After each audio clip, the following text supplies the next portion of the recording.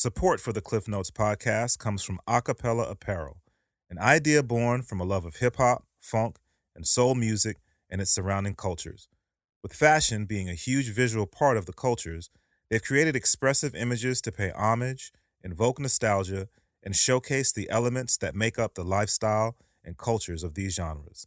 Acapella, apparel for the music lifestyle. For more information, check out acapella.com. That's AKEPELE.com.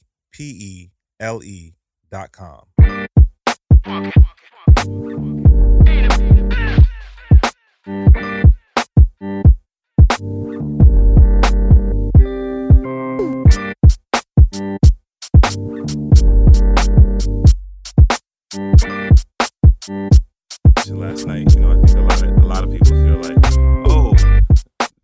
Portland is on now. Look at all of the great things that are happening in Portland now. Look at all these artists who are doing all of these great things, and we need to start paying attention to Portland. And it's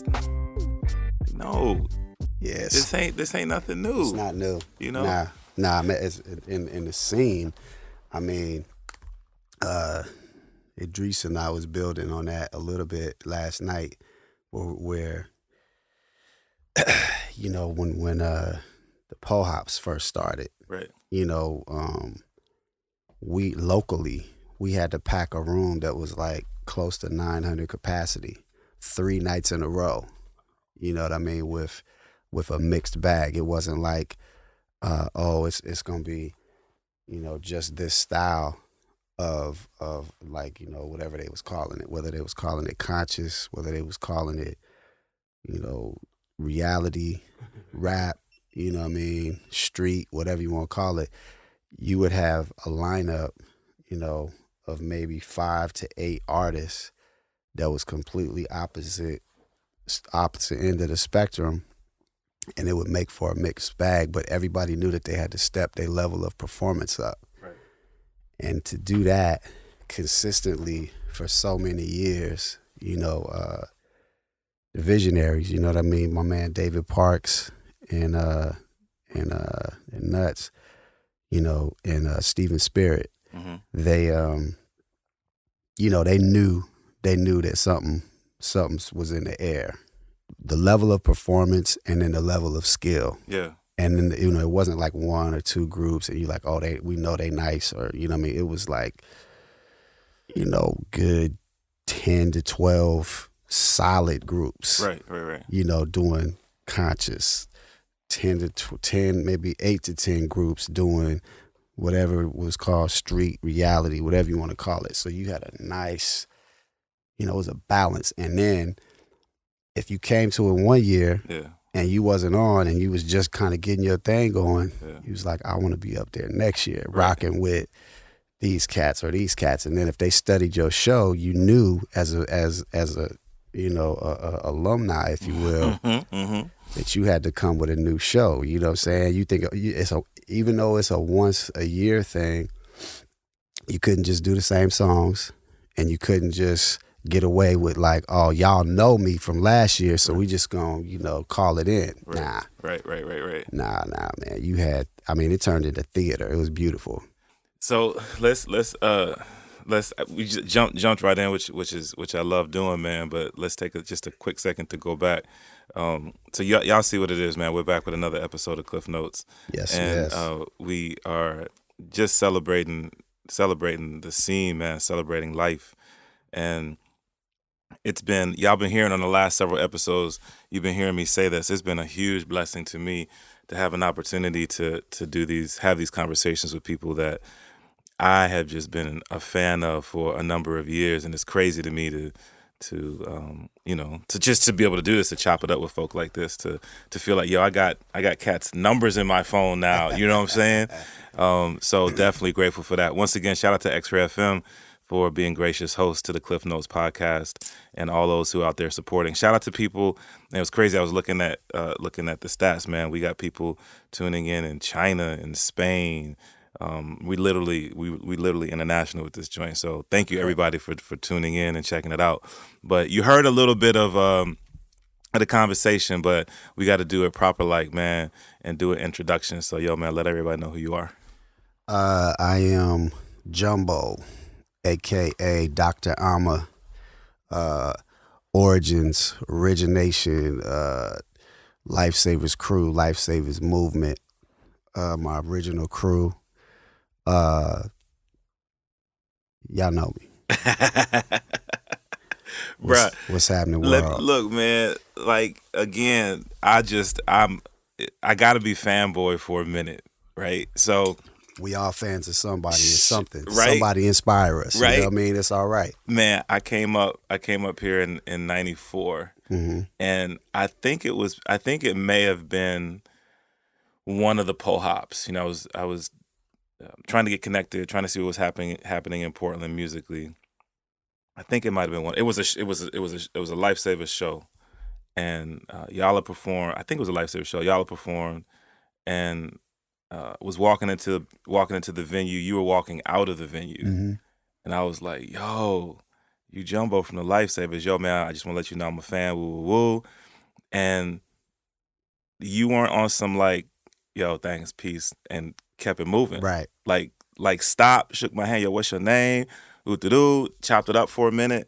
And like, because I'm such a fan of the art to begin with, and then had such respect for what I heard from you folk, like, that was impactful, bro. Yeah. So I just want to say, you know, thank you. For all that you've done musically, for the city, but just for the art, man. Yes. Tons of thanks. Right on, man. For that. Appreciate that. Absolutely. I want to say something to that. You know, I learned a lesson early. Like I said, we're all fans of somebody.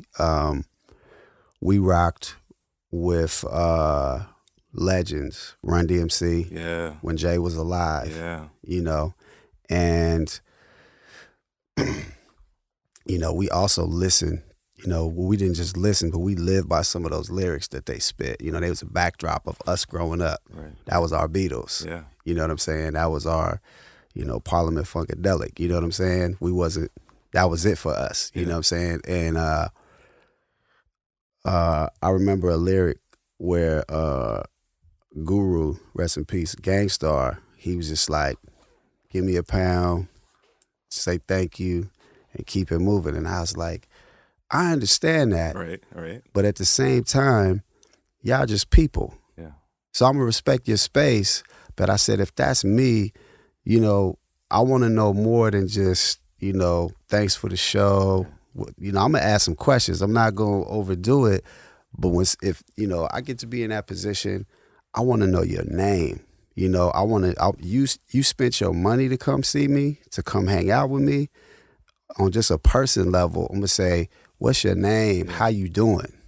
You know, that way we could, because I look at it like, if you're going to be listening to my music, then we connected for the rest of this thing. Word. You know what I mean? Word. So I'm talking to you. Yeah. So talk back to me. Yeah. You know what I'm saying? Yeah. Let me know what these words do for you. Let me know what this music does for you, so that when I'm, you know, behind my board or on my instrument and I'm feeling like I'm wasting my time, you know, or I'm hearing my family's, you know, not my family's very supportive, but some folks, some cats with their family was like, you know, you need to get a real job. Right. You know, this thing ain't gonna last. I remember that time with each person where it's like, yo, your music means this to me. Yeah. And my name is. So that, you know, I've seen greats do that. I encountered that with Wyclef. Oh, word. Yeah, at La Luna and Lauren. Okay. And you know, this was when they was like, I think this was either during the build of the score, or right before the score came out. Okay. And you know, we gave him a cassette tape. Yeah. You know, and he was, as you know, Wyclef a character. You know what I'm saying? Right. Love that cat. And he took it, but he didn't just take it and be like, you know, beat it. Yeah. He looked at it. He looked at us and gave us that, all right. Right. Y'all, you know, you came, you got the tape, you got your name pressed on there, the logo, you know what I mean? This is before social media, all that. He just, and we didn't pose on him, try to battle him. Right. Because right before that, there was a couple cats in the city who was nice on the mic, battled anywhere, anybody, and they wanted to battle Wyclef that night. Wow. I saw that and I said, okay, well, you got to be ready for any part of it. Right. But tonight, I'm just going to say, hey, my name is, I love your work. Yeah. This is what it do for me. And in a couple years, we're going to be sharing the stage. That's what's up. And from there, he didn't say, oh, yeah. He came. He's like, I'm ready for that. Yeah.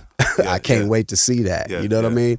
And so I took that as a model, and then the next experience was first time I got to meet George Clinton. Wow. And you have to understand the genius. Mm-hmm.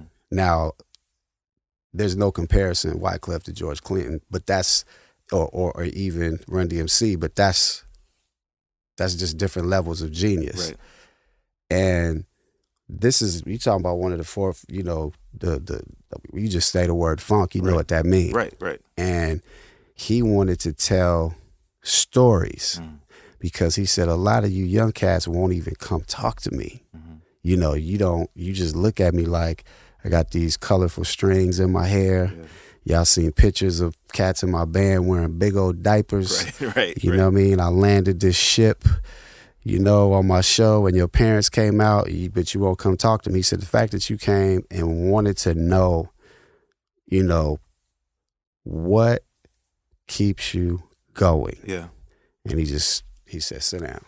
Wow. And we just talked about it. Wow. And I didn't really talk. I just absorbed it. Word. Yeah. Word. And so those things sort of shape how you going to interact. Yeah. You know what I mean? Because you're not just going to see people at shows. You're going to see them at the grocery store. Right. You know what I mean? You're going to see them on a bus. You're going to see them at the gas station, wherever. Yeah. And, through the music, you definitely create, there's an entertainment value to it. So there's a character. Right? And like I said, there was no social media. So, you still, in NEP, I'm Solomon. Right. Cats know me from, that's Solomon. Right. Yeah, Right. Then Jumbo get added to it, and it's like the respect level is already there because I'm, are you now too big to be Solomon? Or are you still down to earth? Right. Just, I was like, I don't know how to be nobody else. See, that's such an interesting perspective, though, because yes, you people who know you, who have known you, you do have to consider it that way, think of it that way. But for people who know you through your music, right? They just know you as the person on that stage. And depending on where we are in our level of maturity, just as human beings, whether it's an age thing or a life experience thing, we deal with that differently. You know what I mean? Yeah. And do you feel like how do you handle that? How do you manage that people have a certain amount of reverence for you because you are on a literal physical platform that's 6 feet up, and they're taking in your art, and they see you bigger than life, and they see your records in stores, and they see your videos. Yeah. So when they see you, they're like I was. It was like, yo, that's Jumbo. You know what I mean? Yeah. So how do you like? And I guess just what you did with me, you help people push right through that by just being real with them. Humility, man. Yeah. Humility. That's it. It's just, I'm just, you remember the term, keep it real, keep it a buck, keep it 100. And I'm just like, hey man, I'm a regular cat. Yeah. I got I was blessed with these tools. Right. You know what I'm saying? You blessed with some tools. Right. I don't know what that is yet. You know what I'm saying? Right. But just humility. That's what's up. And then, balance. Mm-hmm. Balance is a big word. Live by that. And then, if you strive to be a better person, on a regular, because we all going through something. True. And so, there's that check-in. Yeah. And just as people, that humility reminds me that it might be some ice right here. It might be a wall. It might be somebody might walk up and not be out. They might not be themselves because there's the character and they couldn't wait to meet it. And now there's just that humility that's just like, let me check in. That's what's and up. That's it. Those experiences that I referenced, those just keep, they just keep you humble. Yeah. That's it. Because then I'm thinking about, I got children and, if they see dad, dad's video or, I'm taking them somewhere and somebody from around the town or somewhere out of state and somebody run up, oh, ain't you such and such? Right.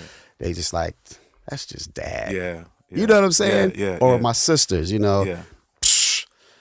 That's just Solomon. Right. And I'm like, oh yeah, that's right, I am. Yeah. Like you said, just keeps your feet on the ground. Yeah. So that's it, man. That's really, it's just honestly, if you respect, respect humility, and just be humble.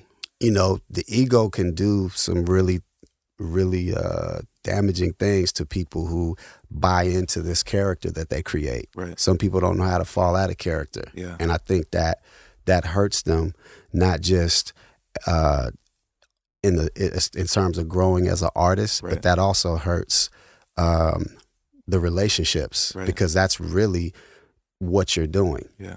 Those connections, those relationships could last for a lifetime, like I said. You know what I'm saying? You never know what you might be doing next or what I might be doing next. Right. You know what I'm saying? I listen to Sway in the Morning a lot. Shout out to all the citizens.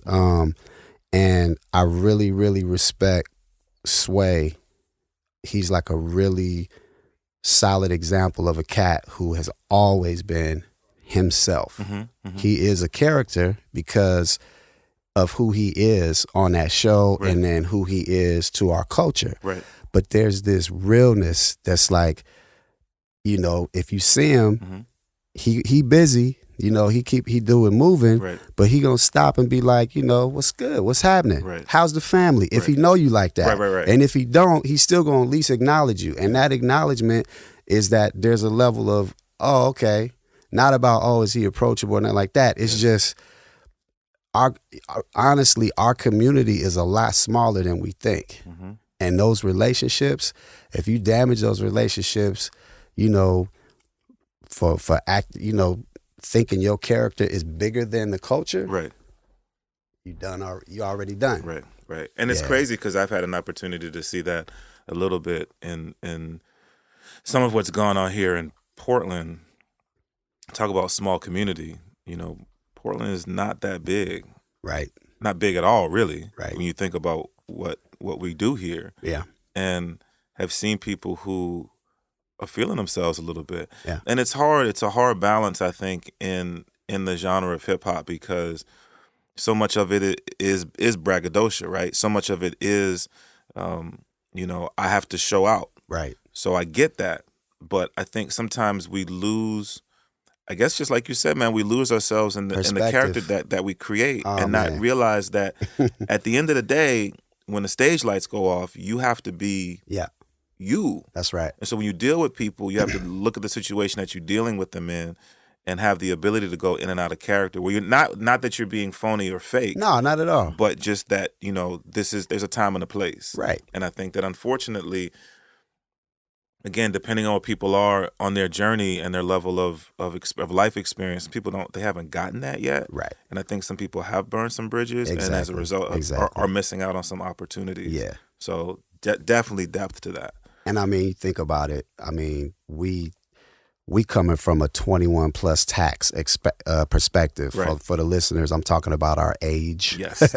Yes. we talking from a grown man perspective. So, lived life experience. Right. Because there's a time where, whatever we was doing, our ego was like, you can't tell me nothing. Right. What you mean? Who is you? Right. Yeah. Of course. But that's how we got here. And so, to your point, I mean, it is trial and error. The thing is, and some people arrive at it later. Yeah. But it's better to me, the path is easy. It's easier to walk, and the relationships, you really don't even have control over the relationships. You don't have control over your fan base. Yeah. The music, you create it, you let it go. Yeah. It gets to who it needs to get to, and they come right back and give you what you're supposed to get. That's what's up. Yeah. Chopping up with Jumbo. All right, so let's go back a little bit. We talk about the journey, talk about getting here. I had an opportunity to do an episode with Klyph Notes. Oh yeah. And I had an opportunity to do an episode with Verse. My man. And the cool thing is hearing so much of the history. Yeah. Hearing so much of the foundation of how we got here. Right. And you are hugely a part of that. Yeah. When y'all did the Spirit and Stone anniversary show, and literally said, we passing the torch on now when T&E were doing their thing. I mean, you were in a position to do that because of the foundation that you laid here in Portland. That's right.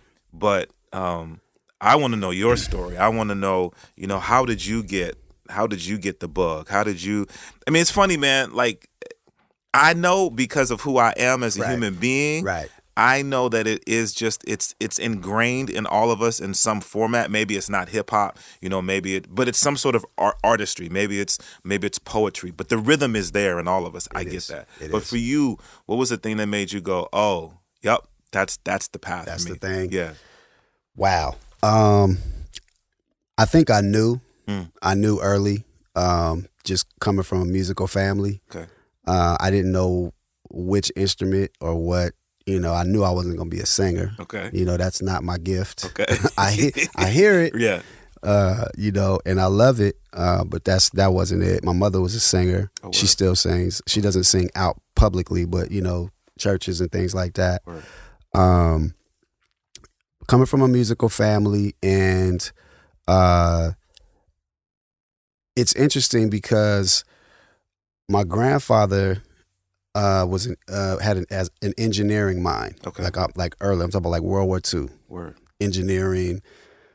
So I would hear these stories, and I couldn't even imagine the time and the era, but it was just they were so vivid. Yeah. And so I'm listening to how he's telling these stories, and just, okay. And then I would listen to these records, and somebody, how the stories were told over the music. Yeah. Like, all right.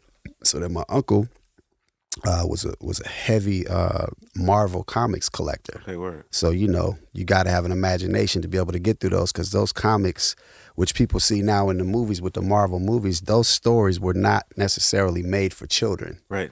You know what I mean? Right. The animation that we grew up on was not made. It was not kiddie nothing. We were reading adult stories, right? Yeah. And so I think, that, and then taking, jumping into, even some heavier reads and things like that. I just started to like write, journal. My grandmother would make me write journals and things like that. But the art started expressing itself, the drawings, the paintings, I wasn't like super known for doing graffiti in terms of like, there's like staple icon cats out of Portland that, their names is like legendary, but they knew that I got down because I took that. I was like, I'm not going to put it on walls all the time because y'all out there getting sick off of that aerosol. I did some. Right. Don't hate me. City of Portland, Multnomah County, whatever. I did some. But I started to, put the art on my clothes. And then, like I started out talking about my grandfather having an engineering mind, I wanted to play something, but I didn't, I messed around with the clarinet. I played the trumpet. I was like, okay, I'm not Dizzy Gillespie. This ain't it. Yeah. And I ended up messing around with a drum machine, and I was like, oh, I can do this. Yeah. I can do this. Yeah. Okay. And then my cat, Mixmaster KD, he showed me like this mixing thing, like breaks, mixing break beats. And I said, oh.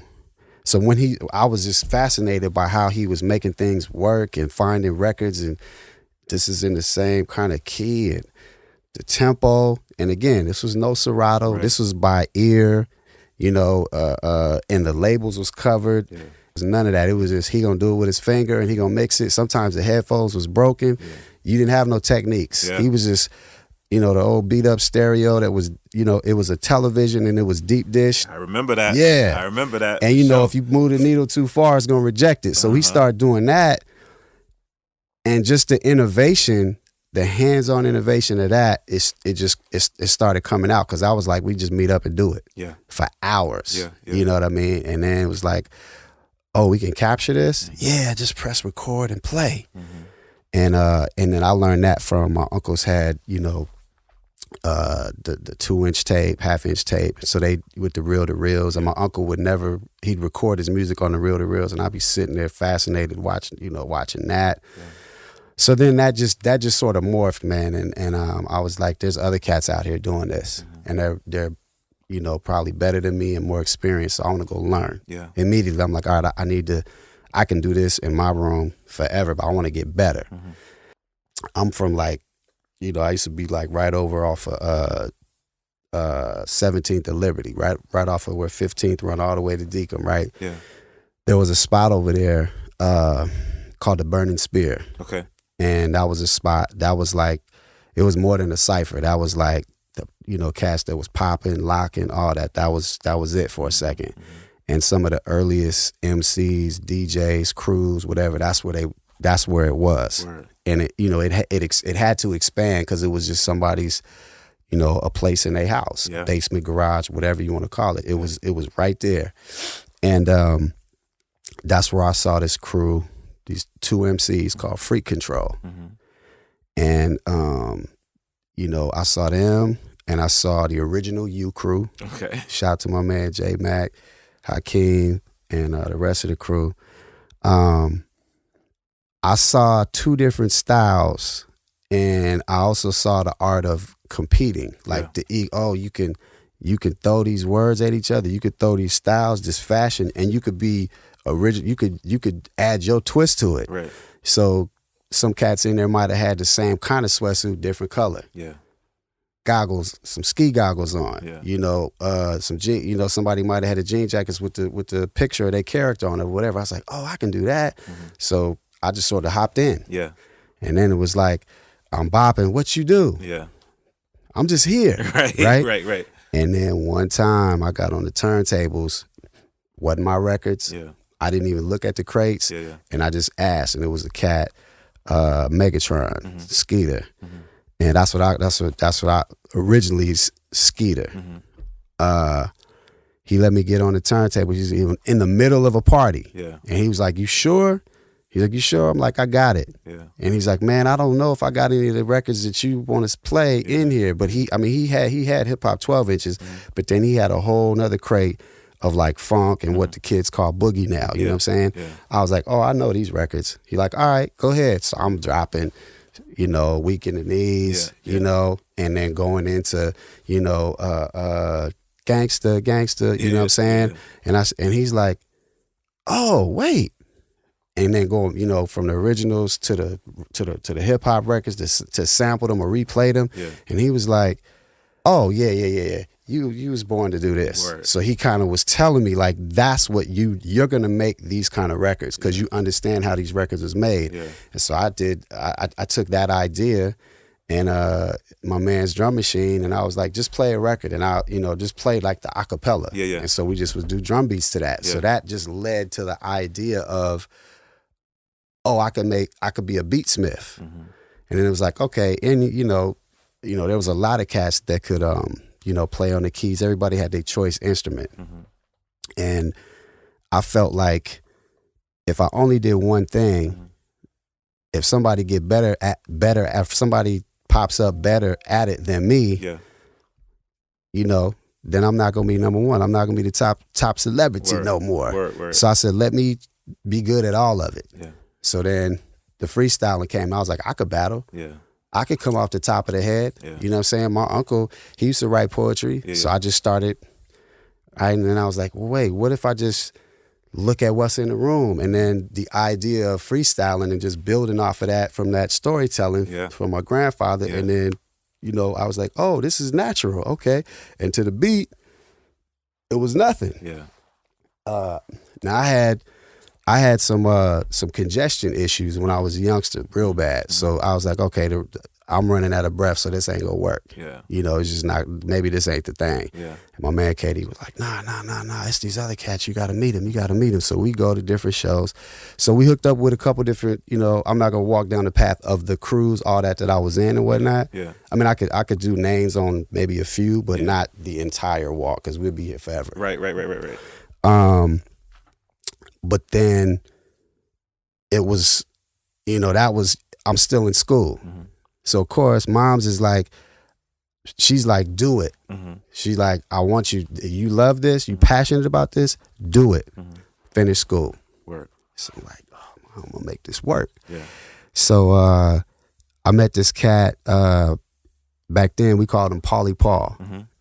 He was one of the founders of the dynamic sandwich machine, right? Okay.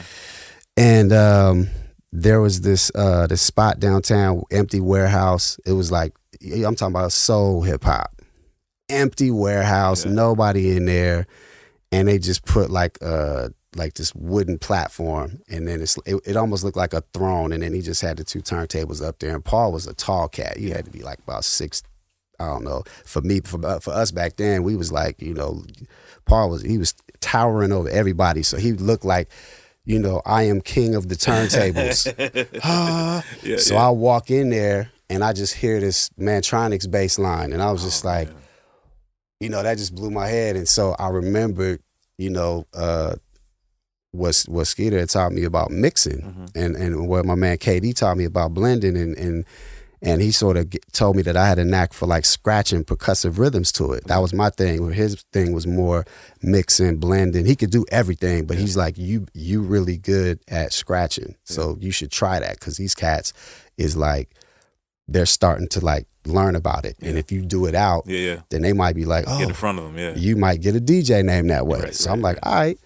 So I walked in there, it was playing, and he's like, oh, yo, I seen you from around the way, when my crew was rocking, Devastated Master X, he said, you cool cat, you do the art, whatever, but so what, you DJ, what you want to do? It wasn't like, nah, you can't get on my turntables. Oh, wow. Nah, you can't get on my mic.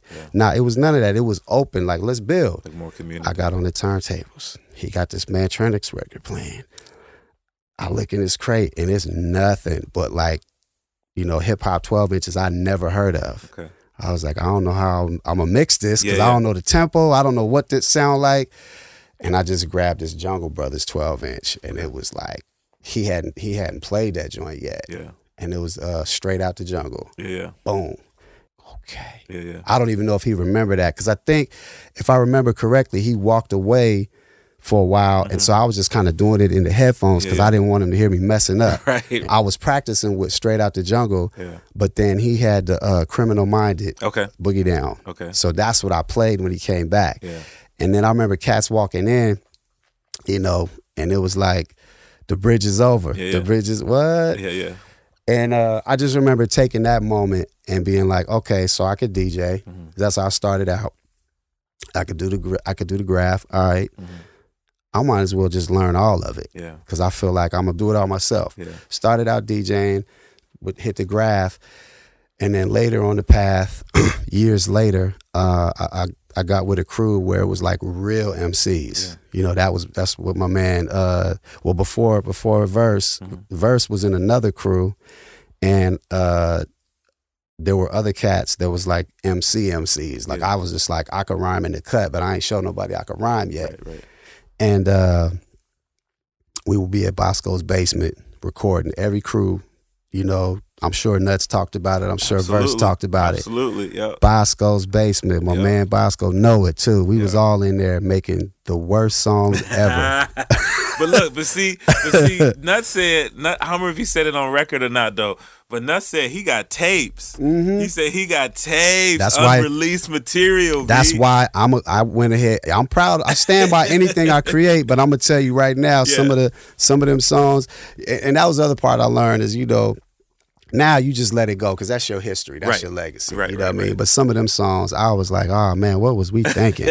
But then some of them was like, yo, we was on to something. Yeah. And I say that to say that at that time, Portland had the advantage because obviously New York, that's the birthplace, you know what I'm saying? But some of us would travel to L.A., to the Bay. Some people would travel down south where it hadn't really happened yet, but I think everybody, all of the outside of New York, outside of LA, down south in the Bay, even up in Seattle, Chicago, anywhere, out of Miami, the cats was watching. Yeah, and it's because you at that point you got Rap City, right? You're on TV Raps, so we're seeing. And this cat's popping up out of like Jersey. What? Jersey? What is that? Yeah. Oh, okay, so a city besides can actually. So I think that us watching that allowed us to shape how we wanted to present our thing. Yeah. Right. And that's where some of the songs became interesting. And then, you know, the twist on the names and your style. Yeah. And so when I said, like I said, when I heard MC's MC, I'm talking about lyricists. Yeah. Of course, I'm a sound biased because that's my own crew. Yeah, yeah.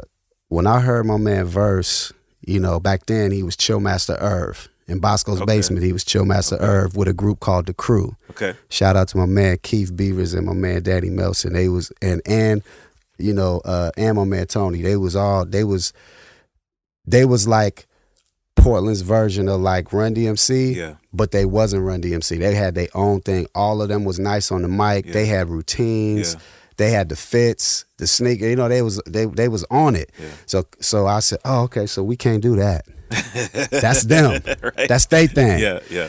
And so at that point, it was me and my man Big Red, and we came completely left field, man. You know, Northwest is cold. It's snow out here. Right. You know what I mean? We was rocking the big Hawaiian shorts because my man's small. You know what I'm saying? Yeah. And then I played basketball, and I was into, you know, heavy sports fanatic, all that. Mm-hmm. So the starter coats. Okay. The starter coats was the thing. So we pulled out the Hurricane joints. Right. We couldn't get the Blazer joints because they was like, you can't wear that because of the color of it, because they was red. Some of it was black and red, whatever. Right, right. So we came with the Hurricane joints and the shorts in the winter. That was our thing. Okay. So we thought we was like real fresh with that. And so we went there. We record sometimes. Some of the songs we ended up doing it at like talent shows at Grant High School. And, you know, then there was talent shows at Jeff High School, Cleveland, all of those back, you know, imagine that. Right. Right. Well, yeah, I mean, that's what hip-hop. It was. Right. Not a talent show of everything, but a hip-hop talent show. Oh, word. Okay. Okay. In the high schools. Okay. Like official. And Cats is like as nice as the Cats as you hearing on like Yo MTV Raps and Rap City. Yeah. And from there, Cats was like, okay, bursting at the seams. We need to go, we need to go do this live somewhere. So crossing paths, whatever, fast forward, Verse and I was like, we just need to link up. Yeah. And so we ended up somehow linking up, and he would come through my crib, where it was like, my man Shines used to call it a sweat box, because it'd just be like old records, music playing way too loud, and you couldn't really, and it was just equipment everywhere. You know what I mean? It wasn't a lot, but it was just equipment everywhere. And we would just be in there and just do, you know, the rawness, just young, hungry, wanting to do it, not really making no headway, but we like, this feels special. Right. And it was, and back then Lifesavers was a 5-man crew. Slider Brown Hornet, my man Wolf, and my man Lamont, and Verse, and myself, and then you always got this kind of a rotating member of the group. So there's other cats, but that was the foundation. That was as we said back then, that was the flavor right there. Word. And we was freestyling, and Verse was like, we was passing it. He's like, no, you gonna get in on this. And I let it go. Yeah. And he was like, okay, we gonna record something. Yeah. Cause you good at that. Yeah. So I added that. I'm on the tracks, I got the art, I got the DJing, and I can MC. Yeah. So he was just like, you the triple threat. You the triple threat. You got the whole package. You good at. You just gotta get really good at one of them though. Right. Like master one of them, and then the mastery of the other ones will sort of come along with it. Yeah. So that's really how the evolution happened. And then the more we recorded, at that point, I was really a perfectionist because I'm recording them. Yeah. Right. MCs that I felt like was y'all the MCs. Yeah. I could rhyme, but y'all the MCs, right? So then that's what sort of made the balance of the group. There was like a respect there. Yeah. And then I was real good at getting the best out of everybody, because I could hear like, oh, okay, I see what you're trying to get it to sound like. Right. And so that's sort of just, I started wearing that hat, and then they like, okay, Jumbo the quarterback. Yeah. Okay, we all understand the play. We gonna run our routes. Yeah. Jumbo the quarterback. What we got popping. So this, I would lay the vibe or whatever the track was. Yeah. Verse and I would build on a topic, and he'd be like, you know what? Give me a title. Whatever you would call this painting, I'm going to come in and I'm going to add on to it, and it's going to be a song. And he would just come, and it was like, yo, we got something. That's what's up. We got something. And I'm talking about, again, no social media. Right. No records out, no free music, no downloads, none of that. We was just recording. And we started taking those songs, and when we would do performances, whether it was Barbades, whether it was La Luna, whether it was wherever we were, we would change our set. Mm-hmm. So let's say if we had a power 20 minutes or a power 35, cats, we knew what we was doing. It was strategy. Yeah. And mind you, in terms of live performance, Verse pretty much grew up in like church. Yeah. So for those of you that don't know about going to church, it ain't no act. Right. If you got to get up there flat-footed and sing, you got to get on that bass and play, you got to get on that organ and play. Whatever you do in that, you got to be good at it. You can't get up there messing around. Right. Because there's somebody practicing and they going to come, And then on top of that, it's just like the musicianship. It was like a challenge. Like you had to have your chops. Yeah. So naturally, as a performer, Verse was not afraid. You like, Mike, give me that. Yeah. I walk around with these. This is nothing. You know what I'm saying? I don't even need a mic. Right. And so there was a confidence and a respect level for it to like, oh, okay, so you want to be on the mic like that? Then I'm going to show you a little bit of the art of performing because I wasn't singing in church. You know what I'm saying? I was more like, I would end up going by the soundboard. Yeah. Or, getting up, making sure the MCs was like, I mean, not the MCs, but the musicians was sounding right. It wasn't noise. Right. And then it was just, that was practice for the live show. Mm-hmm. Oh, we got to treat it like revival. Yeah. You know how they was, falling out their seat and jumping and we can't be having no tracks that's laid back and making people sleep. It got to be like energy, but then we got to be able to shift. So we started using those templates to craft a set. Yeah. And so cats would come see. You talking about, we wasn't touring. You know what I mean? You talking about doing 2 to 3 live shows a month in Portland. Yeah, see, that's just hip hop. Yeah. We was doing sets. So when, if you get up there and there's a level of professionalism for when you would see like a Lifesavers performance, we took the model, of the Beatles would play, 2 to 3 gigs a night. Right. And just write songs. Right. We sort of had that mentality. Well, we had that mentality in terms of performance, and the city started feeling it. Yeah. Like, okay, it could be amateur night to the outsider. Right. For us, it was just hip hop. It was raw, whatever. Somebody messing up, it don't matter. It's just hip hop. Right. But we come in with a show early. And because of that, some of the other cats, would come through and we would open for them and would give it to them. Right. And some of the cats would be like, y'all need to headline. We was like, hell no, we just, we just trying to get it off, you know? Yeah. And there was some cats from the Bay that took notice because they was about the same thing. Yeah. They like live, they like, y'all got it. Yeah. I know y'all, it's from Portland, whatever, but y'all got it. And so we looked at that like, Portland, like pound our chest, like we gonna be the U crew that made noise, no doubt. They kicked doors down, right.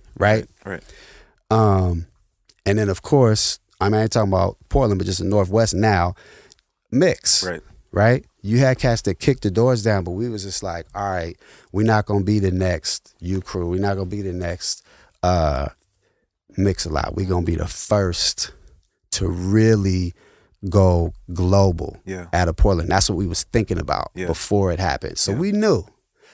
And we just put it together and we were real big about presentation. Yeah. The only problem is we wasn't releasing no music. Yeah.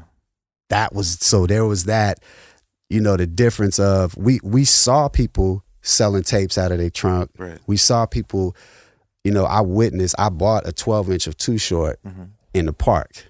Oh. You know what I mean? So it was like we learning as we go. Yeah. So then we crafted up the Bomb Threat tape. Okay. And that's where, when I understood the role of like quarterbacking and being able to produce, mix, then I felt like I became a production manager or, executive producers, what we used to put on the records. Yeah. I understood the artwork. I was like, all right, the artwork need to feel like this. Because we had on Bomb Threat, it was like a compilation. Mm-hmm. We basically was like, we want to present our crew. Right. Not just our group. Right. Our crew. Like we got soldiers. Right. So it was like my man Bleak. It was group B Thought, Snafu. We had a lot of cats to name. Yeah. Slider Brown Hornet. That's when Libretto wasn't even Libretto. He was becoming Libretto. That's when his first release out here was on Bomb Threat. You know what I'm saying? And so we really felt like there was like a different collective here and we had something to offer. So we put the Bomb Threat tape out, and some cats was like, man, y'all sound like y'all from the East Coast. True. And I did not take that as a diss, as disrespect. I took that like, we really must, if you can play our stuff next to, you know what I mean, Gangstar, you could play our stuff next to Tribe, De La, Wu-Tang, you could play our stuff next to that. Yeah. And Farside, and Quantum Crew, right, and Freestyle Fellowship. Yeah. I don't take that as disrespect. So at that point, there was that sense of who do you sound like, who do you represent? Yeah. Because there was then of course, the gear versus myself, we go back to New York, cop the gear. Right. Be like, we're not trying to look like nobody else but us. Right. We ain't trying to look like what New York is doing. So we would come back and do it our way. But then, because when I say sound like New York, I'm not talking about imitation. I'm talking about just boom bap. Right. Boom bap. We didn't necessarily need nobody to sing on the chorus because we had a DJ. Right. And sometimes we didn't even have a chorus. Yeah. And then style wise, some of the promoters, they start calling, Verse the Coltrane on the mic in Portland because, he was really doing some like complex, like you heard me reference Freestyle Fellowship. Right. Nobody was doing that in the city like consistently. Yeah. There was a couple cats, Kiri Case, and what their group was called Quadrilyrical. Okay. And there was a cat, I believe his name was I forget his MC name, I think his name was Byron. But they were like the only other thing that really was like as inspired by Freestyle Fellowship, right? But speaking to what Lifesavers was doing, even like lyrically, we wouldn't do the exact same style on every song. Yeah. We came up with this term, the style junkies. We like, what style we gonna flip today? Yeah. And that's what gave us our thing. But then again, from doing revivals, from orchestrating a night with a DJ set. Yeah. Having those two minds and KD was in the mix. Those minds coming together and being like, let's orchestrate something but make it ours. Putting that together, I think, set us apart from everybody else. Because we basically was like, you can say what you want, but you're not going to shake our confidence. We know how we get down and you don't want it live. Yeah, y'all, that was part one of the Jumbo, a.k.a. Dr.ama, episode of the Klyph Notes podcast. We gonna get into part two, man, where he lets you know what he's working on right now, really gets into the business side of things and truly drops some knowledge on us, man. So remember, you can subscribe to the Klyph Notes podcast everywhere. Apple Podcasts, Spotify, Stitcher, Google Play, of course, at the website www.djklyph.com. Once again, big ups to X-Ray FM, big ups to my folk at Acapella, big ups to my man Theory Has It, the theme for the Klyph Notes podcast. All right, y'all, till we do it again, God bless. Peace.